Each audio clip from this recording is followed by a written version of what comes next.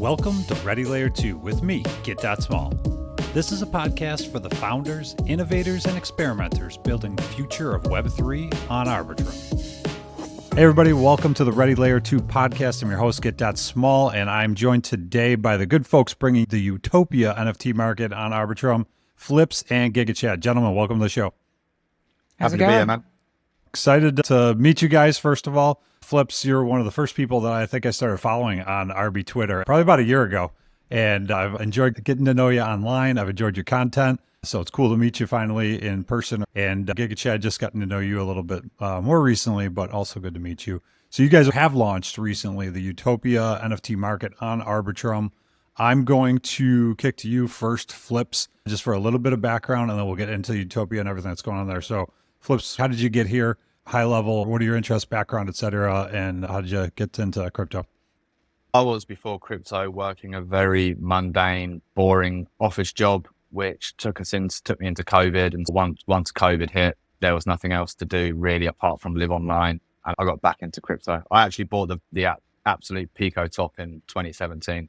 I bought the top and I was down 30-40% within 2-3 days and exited the market. And then, during COVID, I found myself back in crypto and then enjoyed the bull market, made some money, lost some money, gave a lot of it back, thinking I was a genius and we were going to go up forever.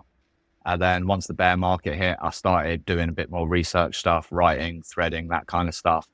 And then during the bear, just the idea to build a marketplace and pivot into NFTs. I was always an NFT guy. During the bull, really, that was my thing. And then getting into Arbitrum during the bear, it was like a match made in heaven to combine the two. Awesome. And Giga, how about you? I've been in crypto now for 7 years or so. I actually played on the professional tennis circuit for many years. Long story short, I ended up in Mexico somehow from that. And I guess my crypto journey started back in 2017. Started as a penny stock trader, as we all do. And I stumbled across a stock called Riot. And back in 2017, Bitcoin was still a bit called a scam. A lot of people didn't believe it, they didn't understand it, didn't know what it was. And in that same year, a lot of these penny stocks were changing their names to Riot, actually changed their name from Riot to Riot Blockchain. There was some cigar company that changed their name to Blockchain, and then all of a sudden you're seeing these massive 400, 500, 1,000% runs in penny stocks.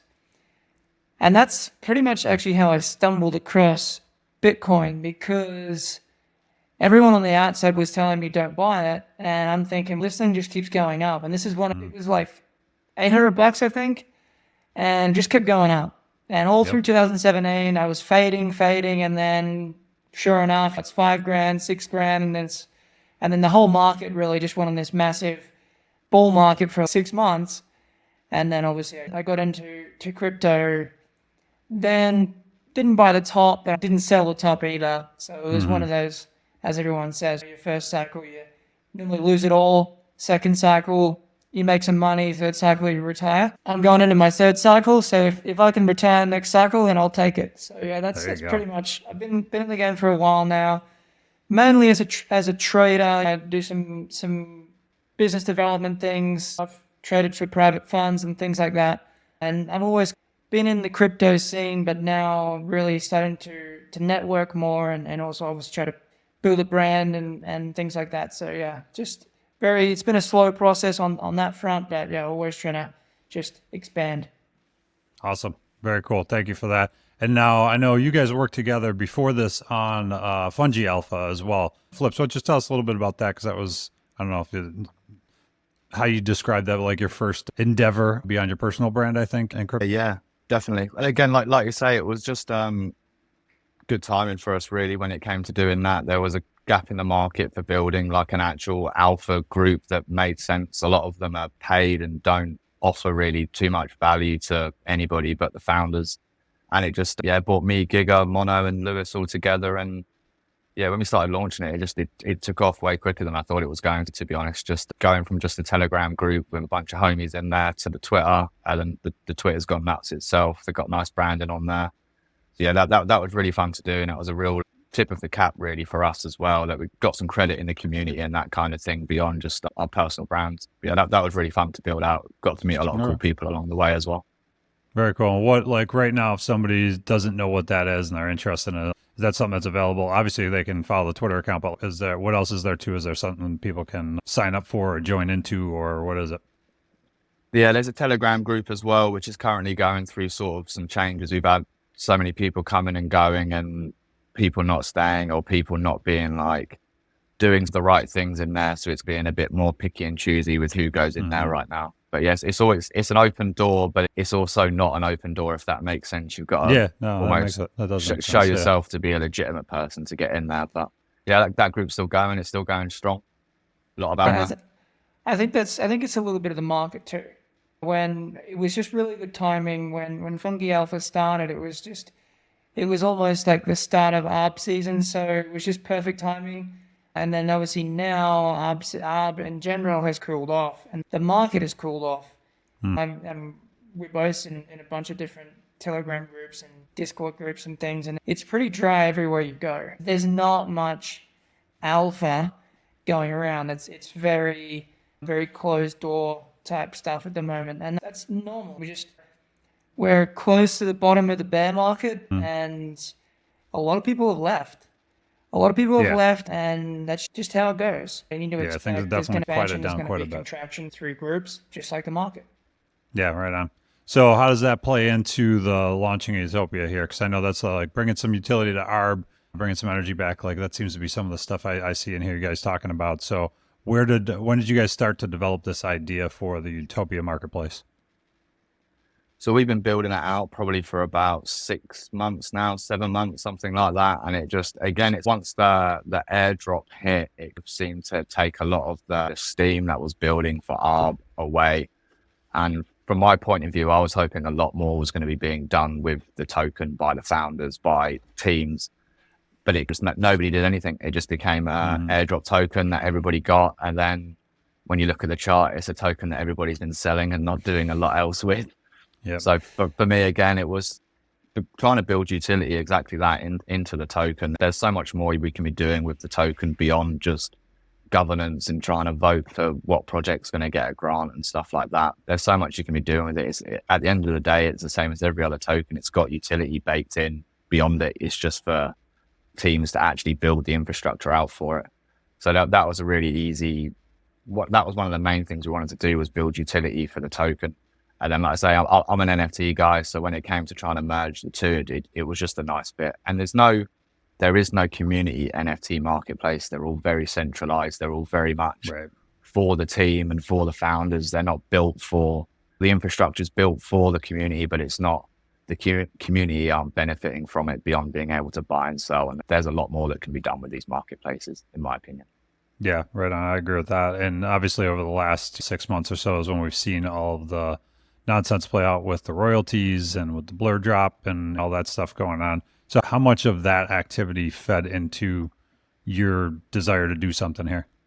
On the OpenSea end was a big factor, and we saw royalties getting cut and this kind of thing. The blurs, I think, are their own animal. They've got their own niche and their own shtick. It's a wash trading platform, really and truly, for the whales that can afford it. But yeah, the OpenSea starting to cut royalties was a big factor in it, because for both me and Giga, we know that you need to incentivize builders to be building NFTs. If you're cutting away what is essentially what's going to keep them ticking over and keep them being able to build, because otherwise all they've got is their mint money. You get your mint money and then you've got nothing else, and they have to pull essentially a rabbit out their arse to keep making money. Whereas secondary sales, I think, is where these communities live and die. They need to be able to eat off what they've built, in my opinion.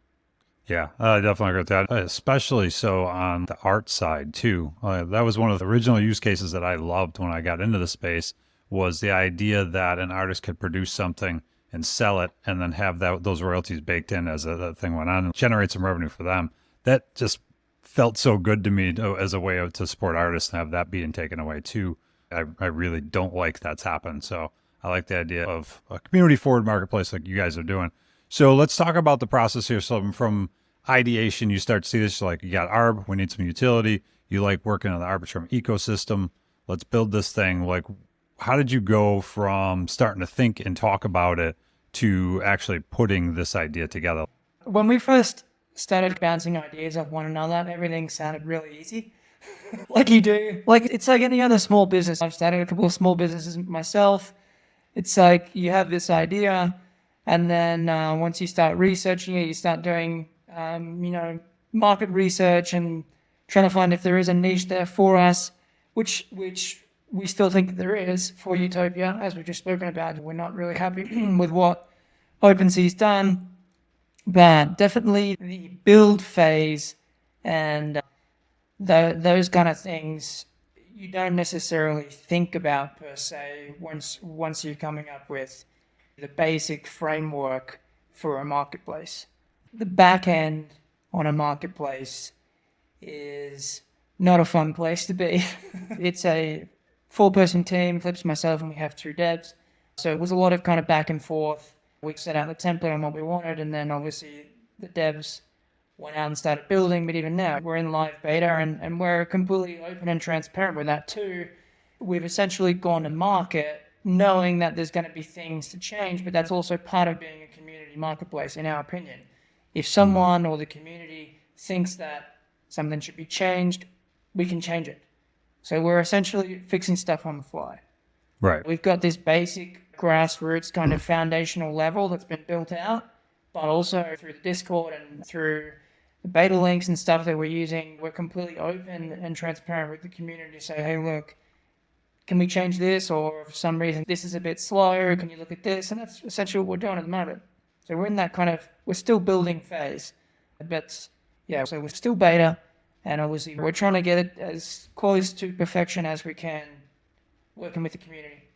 The other problem is me and Giga have no dev skills whatsoever. So there's a lot of times you're like, this should be an easy fix. Can we do this? And the devs are just like, guys, do you know how big a change this is and how much work's got to go in? And we're like, oh, I thought it was going to take 5 minutes, guys. Come on, what's going on? But yeah, we're not dev savvy at all.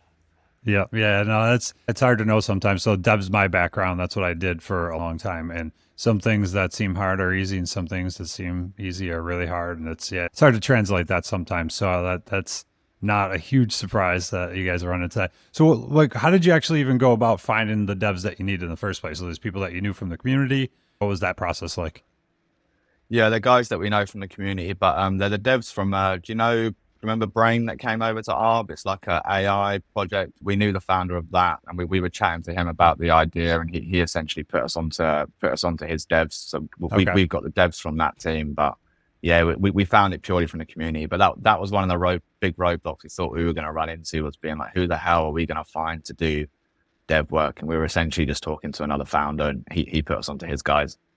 Gotcha. So you got lucky there, and it's worked out for you. Yeah. So that's awesome. Yeah, 'cause finding good devs can be tough, and then obviously finding people that you can trust and build with over time can be a challenge. So it's definitely good. Work the network and find somebody that's already come through for someone else and trust. So once you got your devs in place and you guys start laying out the marketplace, there's a lot of components that need to be happening here. One is you got to define the whole thing and put together your docs. You got to start to build it. You've got to start to market it. So let's walk through for a potential founder. Let's start with, say, putting together the docs, like actually for the first time, putting your idea on paper and putting it out there for people to see. What was that process like? And was there anything that surprised you about it? I think be prepared to make a million changes. Obviously, with what we had initially laid out between us, it's changed many times over. Or let's say you change one thing and then that affects something else, especially anything to do with tokenomics. Tokenomics for us has been a massive headache, which is obviously separate from the marketplace. It's, again, going back to market, picking and choosing little things, niche ideas that maybe the market hasn't seen yet, taking things that you like from, let's say, OpenSea or Blur. Obviously, you need to have some kind of template to work off what's worked and what hasn't worked in the market. What are people happy with? What aren't they happy with? There's a lot of research on that front going through and seeing what worked, what hasn't worked, what's missing on ARB, what utility can we bring to the community.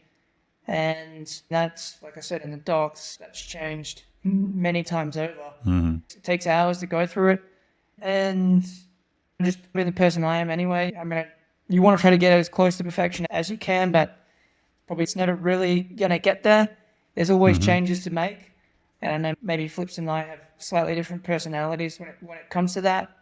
That But can be helpful on a team. that's though. also the reason why I think we work so well together. Is like we never really had that issue of bouncing ideas off one another because we have relatively different personalities.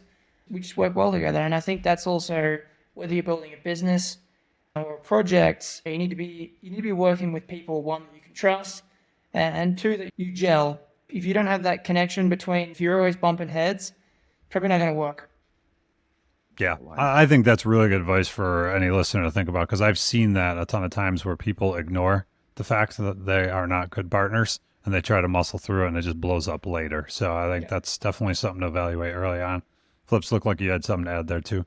Yeah, I was just going to say, in the simplest form, the docs, it seems like when you read other projects' docs, they seem like a really easy thing to put together. But when you actually start putting your own one together, especially coming from being a Twitter writer where you just write threads and you can be pretty fast and loose with how you're writing, but the docs, you've got to be so on the nose with everything you're saying and almost straight to the point, informative.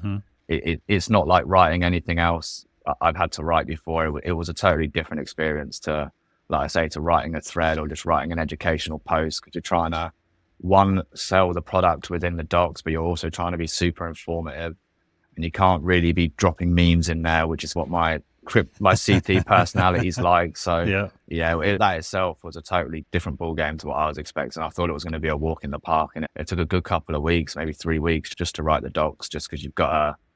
Then you get someone to read them and they're like, what does this bit even mean? And you go back and reread it yourself and you're like, yeah, what does this even mean? I need to edit this. Yeah, like Giga says, there was probably a good 30, 40 edits on it before we were happy to make them public. Gotcha. And if you like looking back on it, if you were to do it again, is there something you would change about your approach to it? Or is it just a mindset thing? Like just go into it a little bit more expecting it to be harder? Yeah, I think exactly that. It was more just a learning curve. You go in there thinking it's going to be a really easy task, and then because it's not as easy as you think, you get bogged down with, we're never going to get this done. I think the docs is something you've just got to really push through and just get them as good as you can, because they're essentially what everyone's going to go and read first beyond anything else. I don't go to a website first before I've read the docs, and if the docs aren't good, I won't bother going to the website. So it's your first chance to really sell your product and essentially not look like idiots within your docs, really. And I've read some really bad docs in my time as well. So it's one of those things they need to be concise and really good to essentially keep people on board. Yeah, right on. No, great advice. And then the next thing is then getting them into people's hands and getting them to read it. So what was that process like? Like, how did you start to get engaged with the community, get the docs out there, get people's opinions, et cetera? Yeah, initially we just posted them straight on Twitter. And again, we had the luxury of, I've got a fairly big following, so I was able to push them out on my end. And then we were able to push them into the Fungi group as well and get some opinions there. So I think, again, it's the sort of thing you need to have a fairly strong network of people whose opinions you trust when it comes to reading your docs and giving feedback on them. So I think, again, with anything in crypto, I really think network is your net worth. So you need to, having a strong network is just really important in crypto in the long run anyway. Yeah, right on. I couldn't agree more on that. What advice would you give, again, thinking on someone here who maybe hasn't done that step yet, who doesn't have a big network, doesn't have a following? What was the process like for you in building that up so that you say I have that luxury, but you built that luxury. So what was quick advice would you give somebody to make that happen? Be posting on Twitter, be pretty active on there. I'm not a big subscriber to being a reply guy on there, but I do think it helps. But you'd be surprised at what just reaching out in the DMs and being nice in a DM and then asking for something will get you. Like crypto is probably one of the few industries where you can DM someone quite big and that they will actually get back to you as long as you're not asking them for money. Yeah, to be honest. I had a lot of people that I thought would never reply to me, and when I DM'd them, they were straight back almost within half an hour. Like even one of our advisors for the project, we reached out on a whim. We didn't think they'd ever reply, and 20 minutes later they were on board because we actually had something tangible to offer. I don't think you can get far in crypto without something to offer. So you need to be able to write or be able to help someone market or But being able to reach out and offer help to someone or something cool, it goes a real long way. Yeah, I like that. And, you know, that even those responses might have something to do with having a reputable looking account too, right? Like you had, if they took 2 seconds to look at you, they'd see that you engage, that you're posting original thoughts, right? And you've got, you know, numbers and all that, like a lot of that contributes. But it might not too, right? It might just been the nice way that you reached out and didn't sound scammy. So I think not being afraid to do that is important. The other thing I've noticed about you over the past year or so, Flips, is that you do always seem like you respond too. And I think that's the other big thing that a lot of people miss is, especially like that reply guy mentality, is like that mentality to me strikes me as I'll reply to the big accounts. I will engage with the big accounts because that's where the numbers will come from. But engaging with anybody who reaches out to you, and as long as they're reaching out in a reasonable way as well, but like responding to them, just acknowledging them. I think that's huge. And I've seen you do that really well. So No, I kudos to think you you on have to do that. I don't think you build a community solely on just trying to be close with a lot of all the big guys. I think a lot of crypto don't have these big accounts. So if you want to actually foster a community for the long haul, you have to be looking after the little guy as well. In my opinion, anyway, I just think that's how it should work. We're all a little account at one point. I remember exactly. how good it used to feel if a big account actually responded to you. I know it's only a small thing, but it goes a long way in crypto, and it makes people remember you. Mm-hmm. Yeah, and it makes them like the opposite's true though too. Is like it can feel irritating when somebody doesn't reply to you, doesn't respond, it doesn't acknowledge you, and you remember that as well. So No, I think 100%. that's really important. Yeah, awesome. So you've got the community, you start to get the docs out there. What was the initial response that you guys got from the docs? Yeah, from a community standpoint, when we first dropped the docs, and then we opened the Discord. Really positive, especially just from the art scene anyway. In that moment was pretty dry. We reached out to Lost Donkeys, we spoke to Noodle, we spoke to Thade from Primates. So once we had initially dropped the docs, opened Discord, we'd already been in contact with some OG kind of NFT projects on Arbitrum. It was, I don't want to say easy because it's not like we have a really large community right now, but it definitely made it easier for us to get exposure.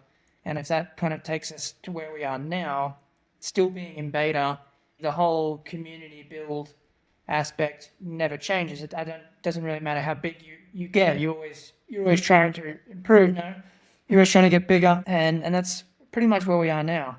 And I think from a founder's perspective, again, I'm going to always go back to speaking about, for me, it's very similar to running a business. You want to be leveraging people, leveraging those networks that we just spoke about on how to better enhance your community through any way possible. It's a slow grind at the moment because the market's dry. So you just got to grind. What was the process you went through, Giga, in terms of reaching out to the other projects? So when you approached, say, the Lost Donkeys or Thade or any of the others that you guys went out to, what was the pitch to them? What was the ask? Donks actually reached out to us. Yeah. Oh, that's handy. Donk reached out to us. So they had already seen that Noodle had read the docs, and he liked what he saw because, again, we're bringing something different. Not necessarily to art, but the marketplace in general is something different. And we're essentially we're rewarding the community, not taking away from them. If you're a creator, you're being rewarded. If you're a trader, you're being rewarded.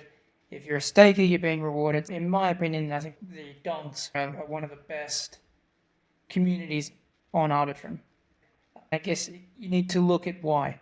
Why is the donk community so strong? Flips, can you answer that? Why the donks? Because they've just built out a bunch of degens in one place, and this is what happens when you build out a bunch of degens into one community. I've never known a community like it. Whenever they jump in a space, you know the donkeys are in there, which is just, I think and they've nailed what being an NFT community is about. A lot of the NFT communities that were here in the bull, a lot of them are jaded now and they're not really doing NFTs, whereas the donk guys, they're all still there. Everybody that was a donk bull in the bull is still a donk bull in the bear, just waiting their time again. So I think they've just treated their community well as well. They've carved out a nice little niche for them. Let's take a minute and let's talk about the mechanics of all this. You just started getting into a little bit about, giving back to the community. It's a community-based marketplace, giving back to the community. Let's talk about that specifically. How does this differ in that regard from OpenSea, where everything's bubbling up to the top? They're taking away royalties, taking fees everywhere. What are you guys doing differently there that is going to reward the community? So first and foremost, we have creator royalties will be there forever. We're never going to be taking away the creator royalties. So that's one thing that we're doing. Obviously, if you're a staker of one of our NFTs, if you've got one of our NFTs and you're part of the community, that way you stake one and you receive your essentially platform fees from the platform via those. And then we've also got essentially the same thing happening with creators that list on the platform. They're going to be getting a share of the total fees generated. And then eventually, we're not quite sure when a token's going to happen, but because we know our NFT collection is quite small, so it's quite hard to get into there if you're not already there, or once we sell out, it will be tough to get into them. So we want to have a token so the little guy can also then just buy $100 worth of tokens or whatever, and also be able to get a share of the platform fees that we're generating. So, and beyond that, we've obviously got our launchpad as well, which for us is quite a big thing because we know there's a lot of great artists out there who they can't do the code. They're coding an NFT contract and our website and a mint page. All these things are difficult. So we want to have a plug and play option to onboard the next generation of NFT collections for them to be on Utopia and for them to be on Arbitrum. Like a lot of these other, not collections, these marketplaces, they don't have that kind of infrastructure to help people actually create their collections. Because like I say, there's a lot of great artists out there. We have a project going through our launchpad soon he's literally just a guy at university. He's done some great art and he had no idea how to do any of the contract stuff, and it was just a perfect storm for him, having done his art, that he can come through us and we can build out that infra for him and he can mint his collection up. The launchpad in particular is something that I'm really excited about because that's been missing on Arbitrum. And I think that giving people those tools, because one, that artists might be really good artists and not know how to code, but also just like to go do what you guys did, to go find devs and have them do the code for you. That's so much friction. So like having a ready-made tool set, I think could be a huge boon to artists and getting more stuff out there and making more stuff available on Arbitrum, which I think is awesome.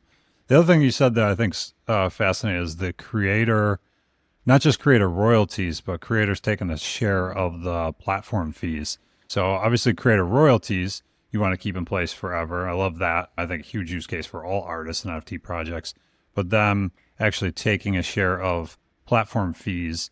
To me, I'm guessing that's if I have a creator coming onto Utopia and really using the platform a lot and putting a lot on there, that they are going to get a larger share of everything going on there. Is that kind of what you're going for? Or? Yeah, there's going to be sort of, once you pass a volume threshold, those sort of things will become open to you, unless we're onboarding some of the OG collections like donks and stuff like that. They're going to get that kind of stuff out the gate because that makes sense to us.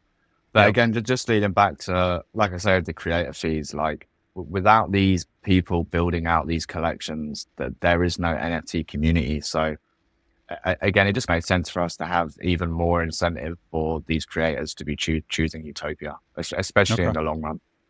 Yeah, that makes good sense. And then let's talk a bit about like the launching of the NFT portion of this itself, because that its own little mini project is you have to go do your artwork and you have to mint those yourselves and put them all out there. So talk us through that. What was the process of putting together the portals and getting that out to the community? You're the artist. That was something that I put together. It took me, again, I spoke about expanding your horizons a little bit earlier. So when Midjourney first started, I was hooked. I always had a passion for art, just with in real life stuff, obviously trading. I also had another job on top of that. Just never really found the time. And then when Midjourney got started, I spent a lot of hours perfecting that. More than a lot of hours, a lot of days. A lot of days, weeks, months went into that.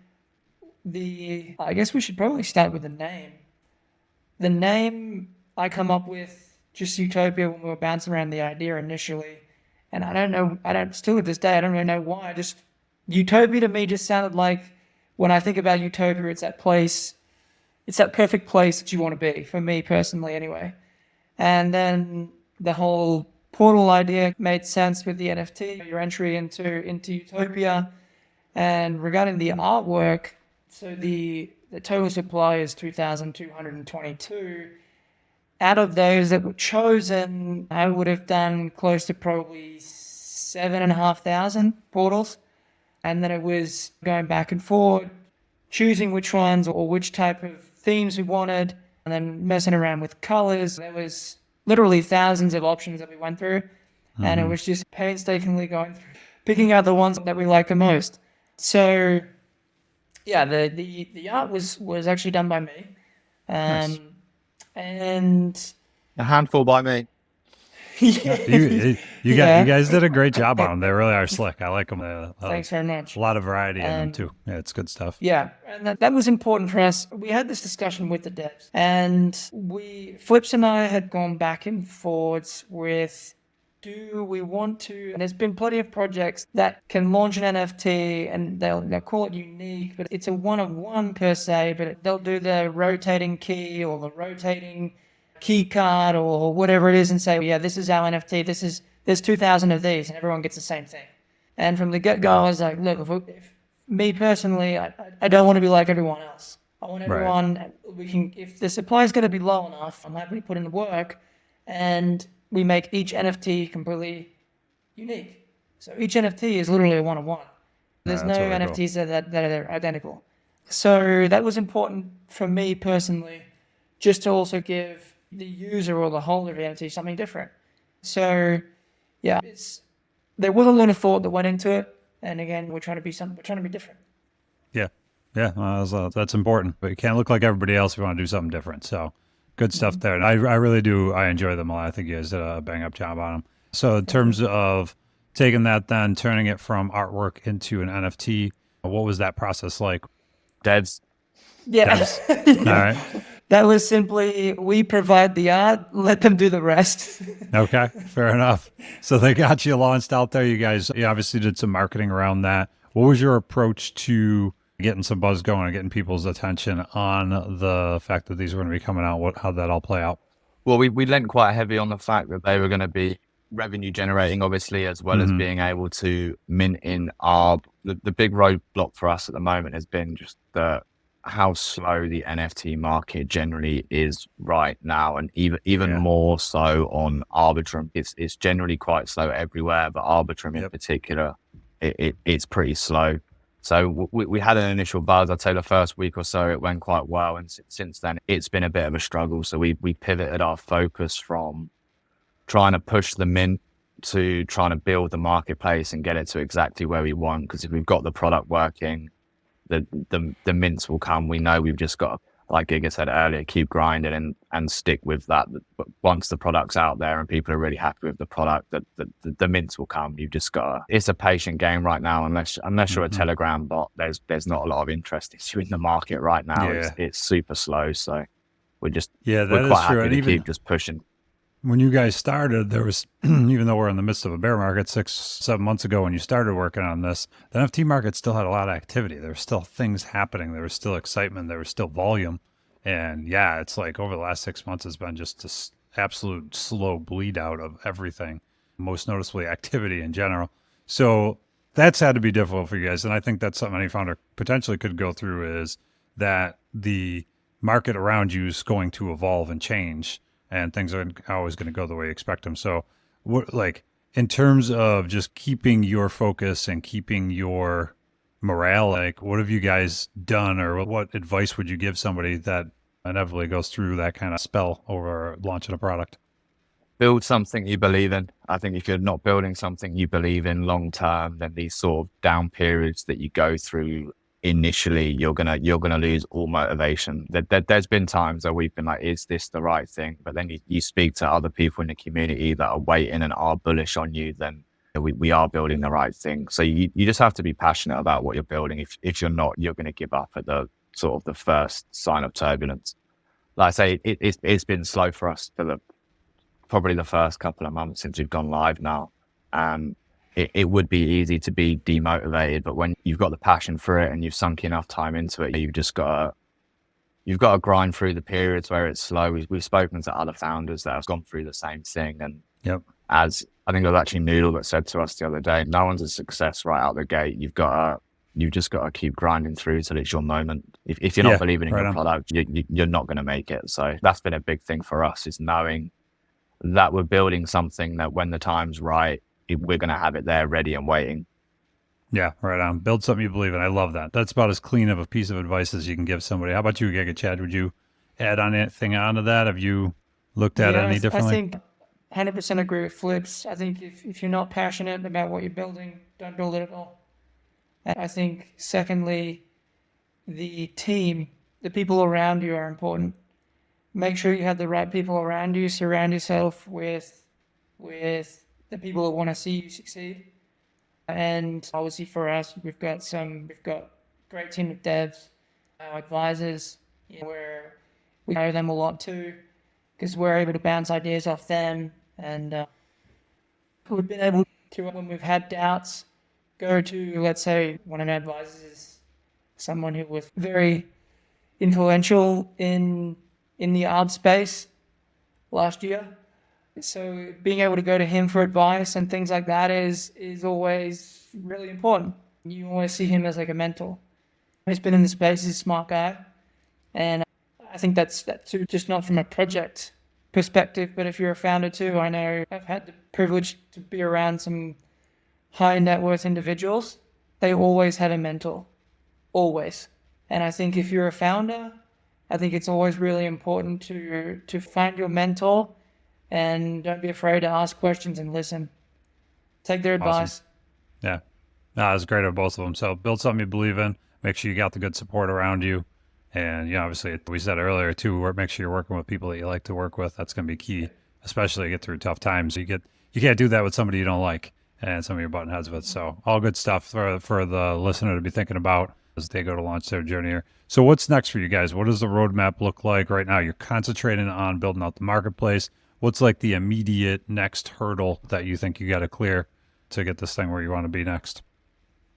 Staking's going to be coming out hopefully in the next week or so. If that, we're pretty close on that. And then getting the launchpad complete and out there. They're the two sort of biggest ones, as well as just, like I say, we're still trying to onboard as many of the communities as we can. We've got these collections indexed and stuff like that. So like we've got a call with Hood Life coming up because they've got their V2 coming out. Nice. So we want to get on a call with them and see what we can do with them. And again, that's what the big thing is at the moment, is like Giga said earlier, is leveraging the communities that already exist into our platform essentially. But yeah, for us, staking in the launchpad is the next two big things. So we've applied for the Arbitrum grant. There's been a lot of back and forth between us and Offchain. We're thankful to have a good relationship there with Offchain Labs. So we've applied for the grant, and now it's really just a waiting game. Audits, things like that. They're setting it like for at least the next couple of weeks. It's build out the platform, try to onboard more people. We're just waiting to hear back now from the foundation so we can push ahead with audits, and then obviously with that comes staking, and it's all a step-by-step process.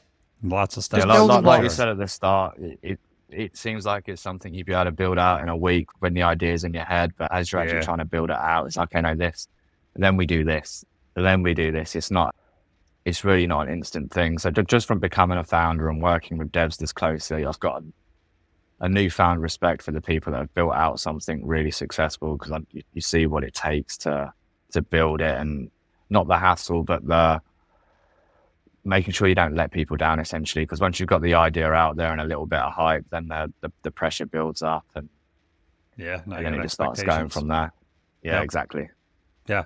No, that's beautiful. This is exactly what I'm hoping to get from you guys and to share with the listeners, that somebody coming at a problem who's a bit more prepared for those types of things based on listening to this, that's just going to help them get ahead. And that's the whole point, was we want to help people build stuff, ideally building it on Arbitrum. That's the ecosystem we're concentrating on. So I think all of this is super helpful for the listener who's thinking about going down this path. So talking about, the launchpad coming up, that one's got an obvious incentive built right into it for somebody who wants to launch a project but needs the tools. They would come to the platform because you're going to give them the tools, and then they're going to become part of your ecosystem. For the existing projects that are out there, the Hood Lifes, the Lost Donkeys, all those, what's the pitch to them? What do you tell them? Why should they come and work with you guys on this and list on your site and everything else? Do any other marketplaces reward them for trading at the moment on Arbitrum? I'm going to guess no. So the pitch is that rewards come on, list, and we're gonna cut you in on the revenues from the trades, guarantee your royalties, etc. Absolutely. At the moment, the only other real marketplace available on Arbitrum is Treasure. So everyone's kind of trading using magic to for example, donks. If you want to buy a donk, you're gonna use magic. You're gonna be on Treasure. If we're on Arbitrum, why not use Arbitrum? Why not generate rewards by selling or trading your NFTs on Utopia and making ARB? And I've always pitched this before. I come from a trading background, and I'm going into a third cycle. Arbitrum as a token per se, ETH has had exponential gains. Arbitrum being an L2, and me being a trader, I want to be accumulating an asset that I think is going to outperform Ethereum. And I think Arbitrum is, well, probably, it should outperform ETH in the next bull cycle. So for me, personally, what do? I want to be accumulating those assets that are going to outperform ETH. Or outperform, maybe not ETH, but at least outperform the rest of the market. And for me, L2s and Arbitrum in particular, which haven't even seen a bull market yet, that's what you want to be. That's what you either want to be buying or accumulating, from my experience. It just made sense if I had a bunch of Arbitrum NFTs that I want to either bid, list, sell. If someone's willing to buy them from me, I'm going to make ARB. Plus, if I'm trading with enough volume, I'm going to be receiving rewards on top of that. So it just made sense from my perspective. I don't know if you want to add anything to that, Flips. No, I think you nailed it. Like you say, the big incentive for being part of Utopia, the easy sell is you're being onboarded into a new community, as well as you're going to reap the rewards of the success of the platform. So if you can sell the vision, they know there's something there in it for them beyond having to be building everything themselves. If you can have a slice of, even if it's a small slice of a bigger pie, then it's incentive enough for these guys to come on. So I think everyone we've reached out to has been more than keen to hop on a call. That's one of the few things that's been really nice, just from reaching out. Because from my point of view, if I was just looking to trade and I wasn't building Utopia, it would be the sort of place I'd go to, because I'm going to be rewarded for doing so, and I know it's going to be helping creators at the same time. So it's been in that aspect, it's been relatively easy to get in the door with some of these projects, at least have a chat with them anyway. Gotcha. Yeah, no, it's great. It's a great community, very collaborative in terms of getting those conversations going. So definitely, I always tell people that it's like reach out to the projects. No doubt. You guys said, yeah, good luck with that. And I think that's a really important step for everybody. What about the end user, the buyer or the seller in NFTs? What's the pitch to them? Why should they come to the Utopia marketplace instead of one of the others? Because again, we took a leaf out of Blur's book in this aspect by having your trading volume represented by our token. So when our token eventually comes out, a lot of it's going to be coming out onto the market by people having traded on the platform. And then you can stake those tokens, and from those tokens, you start earning ARB rewards from the platform. So we knew what Blur did was, one, it was a good idea, but two, they didn't execute it right, because they're distributing tokens that are essentially just farmed and dumped. Whereas we're going to distribute tokens that are then locked up to earn ARB rewards. And like Giga said, yeah, I like that. In the long run, ARB should have some good success. So if you can earn some of it simply by trading on a platform and then locking up some tokens, I think it's quite an easy win for the end user. Yeah, that's awesome. I think that sounds really good. So where can people go to connect with you guys online, learn more about the project? Anything else you want to share with them? Jump in the Discord, slide into our DMs, either on Utopia or on the Flips or Giga Chat account. Like Giga said, we're pretty open. We're pretty happy to chat to people. We're pretty thick-skinned, so any criticism or opinions people have on the platform for changes, we're a community platform, so we're more than open to hearing those things. There's no point building a community platform, but then building it behind closed doors. It's all about letting people have their opinion, and we can steer the product in that direction. All right, very cool. We'll link all that stuff up down in the show notes. But Flips, Giga Chad, awesome chatting with you guys today. I love the look of the marketplace, and I really like the idea of everything you guys are building. So definitely rooting for you. And to you, listener, go check those things out down in the show notes. Get connected with these guys and check out the Utopia marketplace. Thanks for your time today, guys. Been a pleasure, Kit. Thank you. Thanks for having us. Thank you for listening to Ready Layer 2. If you're an Arbitrum builder with a story to share, then hit me up on Twitter at GitSmall, GITSMOL. Learn more at getsmall.com.